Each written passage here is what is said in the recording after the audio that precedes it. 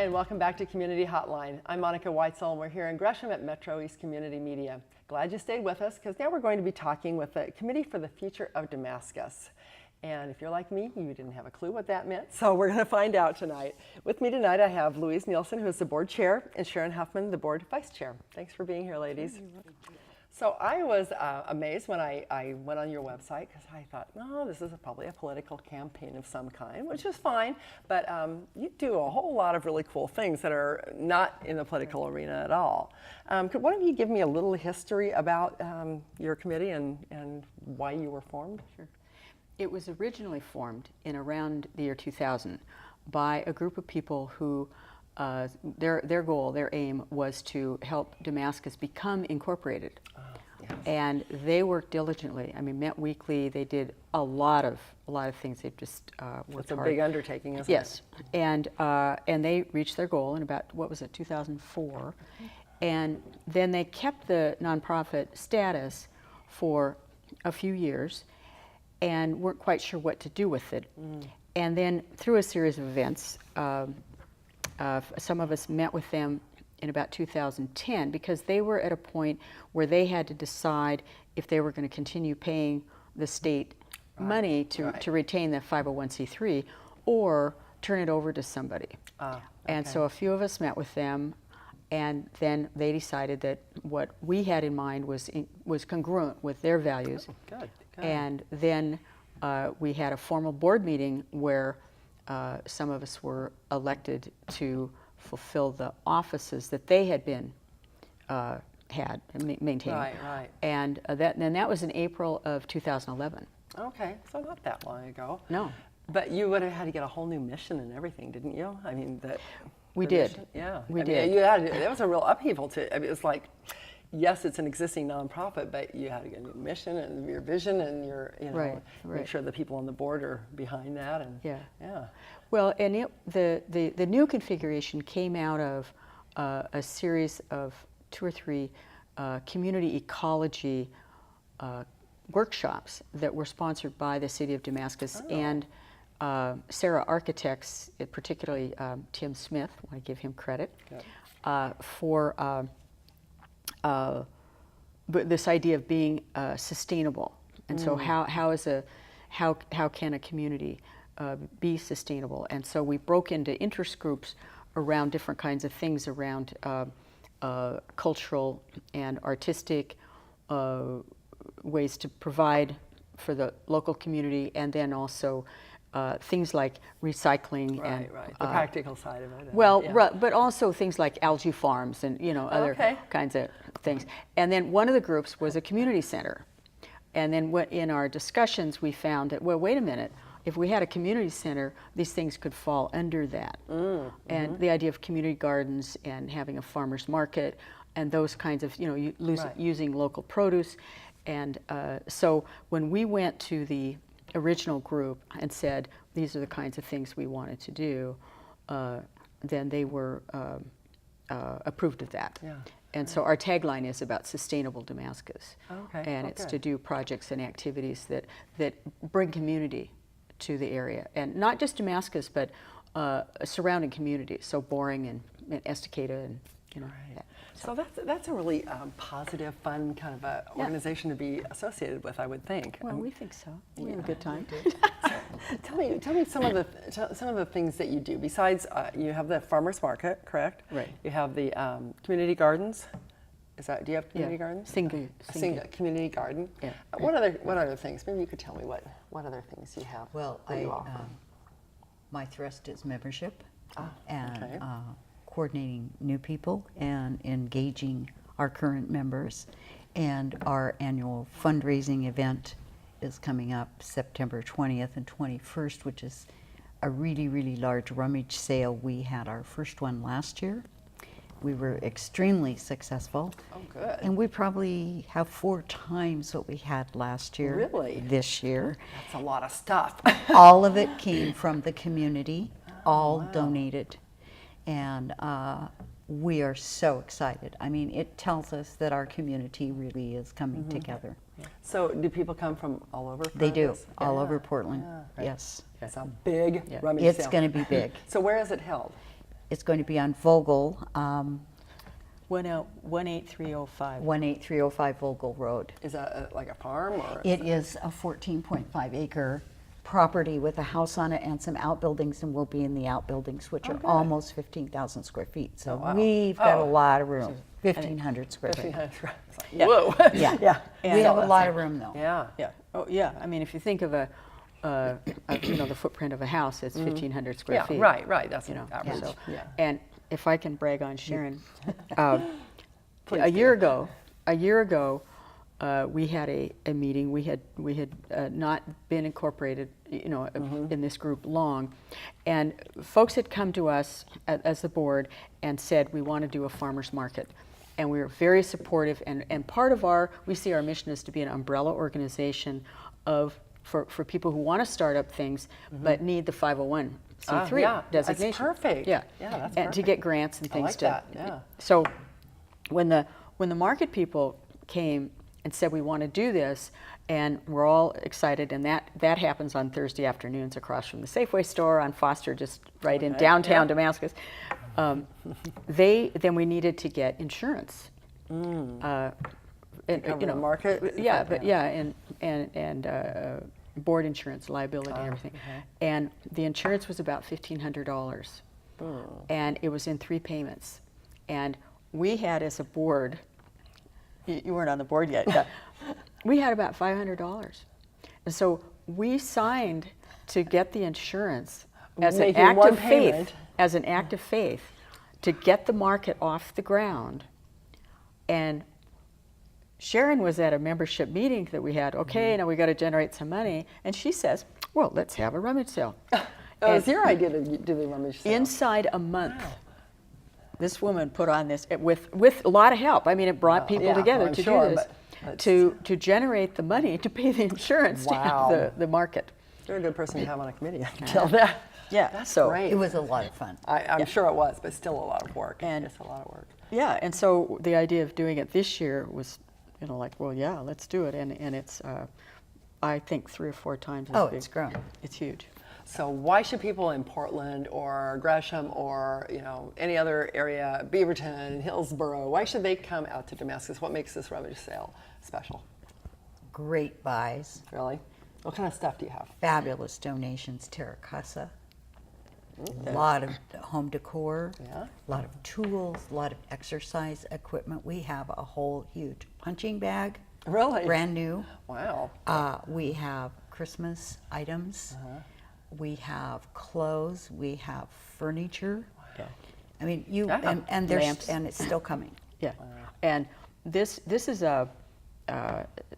to say shed isn't big. It's a Oh, no. It's a almost it's a giant empty shop with white walls, okay, and electrical outlets at 6-foot intervals. It's just amazing, and How perfect. and so there are pictures and photographs and frames all over the walls, Set up for and sale? all the lamps are all lined up where you can plug them in and they That's work. great. And the you need to electrical- be able to plug stuff in to see if it works. They need to come Yeah. because they're going to get some really good deals. Yeah.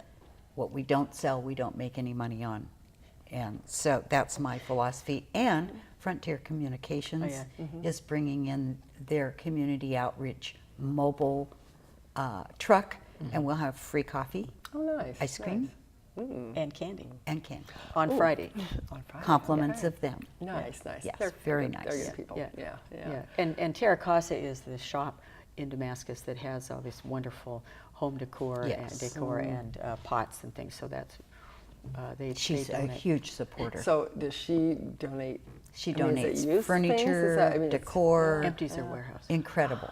It's yeah. brand new. Oh wow! Oh wow! All brand new. Oh yeah, no, all of this is brand Good new. stuff. Good stuff. That sounds great. So, are there special things that you're going to use this money for, or does it all go for the insurance? Oh. Are you past that? Well, it'll certainly It'll pay help. for it, but we've got we have other projects that are going on.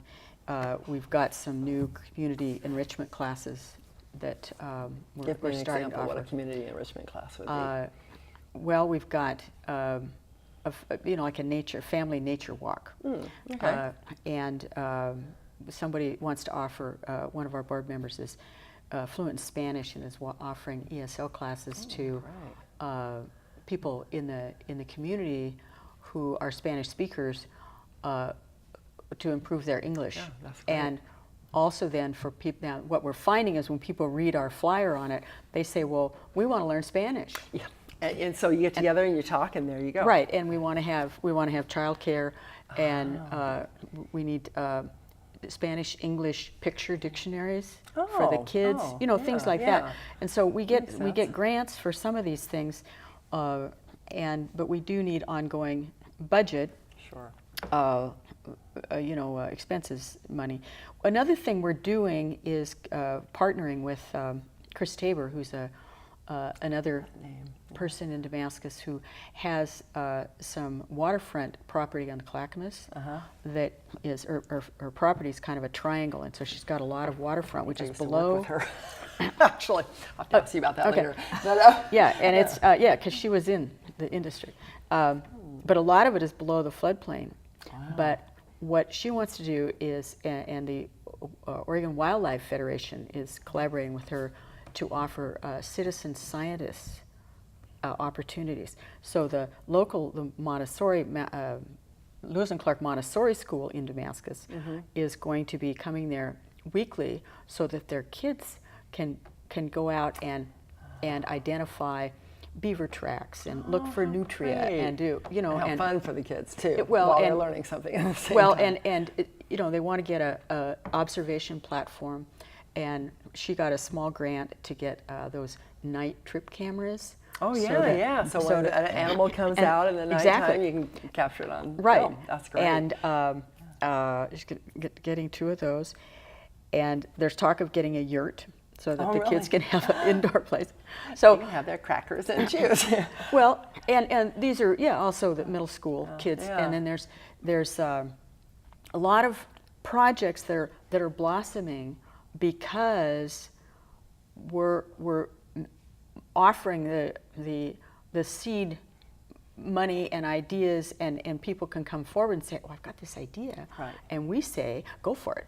And you can support them probably emotionally too. I mean, it's just that the support of saying, yes, you can do that. We'll be there to help you, put your hand through the tough parts and provide some financial help. I mean, that's a really great thing. Yeah. And it sounds like most of the projects are very much to encourage community involvement and really positive things. Yeah. Yes. Well, and the local New Seasons, I need to mention, is wonderful. New Seasons is a terrific. Yeah, they're in Happy Valley, which is about 5 minutes away from downtown Damascus. They let us use their community kitchen. We're having a paleo food class for kids and adults. The kids are doing that now too. Well, but and a woman who's a naturopath in Damascus is going to offer it. And then they let us use their community room in the back, and we're offering. What we found is that a lot of grandparents do a lot of child care of their grandchildren. That's right. So we're offering a class that we're calling a messy toddler art class, so that these grandparents can come and make a mess with their kids and leave. And you get to clean it up. And we clean it up. And that's got to be popular. That's got to be popular. Because again, we're saying, what do you want to have happen? And then how can we make this makes happen? the kids happy, makes grandparents happy. I like that's really good. You have some very creative ideas. And we're just about out of time, but I'm telling you, I'm quite impressed with the things you've been doing. One last thing, what's your favorite community project? How about you, Sharon? What's a favorite thing that you have been involved in? Wow, that's really. I think the membership. Getting to know the people in the community, drawing them in, involving them in the community and in our programs. It's very exciting. Wonderful. Very exciting. Well, we are out of time. You've both done an excellent job of explaining how this works. So if people are interested in going to the rummage sale, and I would strongly encourage them to do so, head out to Damascus. It's a great little community. They can, we'll have the information on the screen here, and they can be directed to your website too and check that out. So thank you so much. Thank you, And I Monica. hope it's a great success. Thank you can so come on much. next year and tell us about it again. We will. Thank All you. right. Thanks for watching the second segment of Community Hotline. And please stay with us. We have one more segment I know you're not going to want to miss. I'll be right back.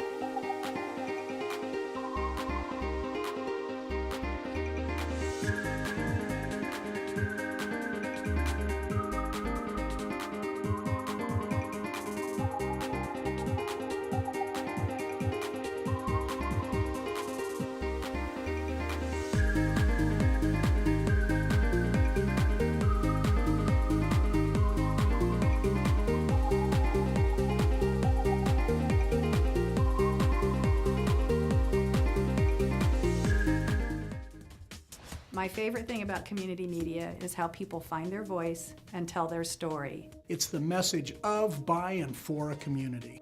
We're a gathering place because it gets people of all sorts of different backgrounds underneath one roof. It's art, it's technology. A snapshot of our community. Going live.